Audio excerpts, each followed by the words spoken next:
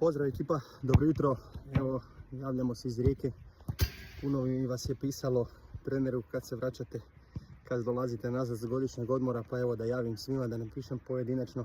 Vratili smo se s godišnjeg odmora, krenuli smo s treninzima, iako su treninzi cijelo ljeto i trajali. Samo što nije bilo mene zadnjih nekih 17 dana. Malo sam ja uzeo odmor za svoje tijelo, za svoju dušu. To nam je nekad jednako potrebno kao i svakodnevni trening, svakodnevni rad i naša rutina. Treba nekada napraviti malo, što se kaže, reset za svoje tijelo, za svoju glavu, opustiti se, ali onda nakon toga opet ubacujemo u 7. brzinu, našu poznatu, i idemo dalje sa radom. Tako da smo tu, svi vi koji nas pratite, koji nas gledate, koji želite doći kod nas na individualne nogometne treninge. Slobodno to možete napraviti sa javljanjem u inbox.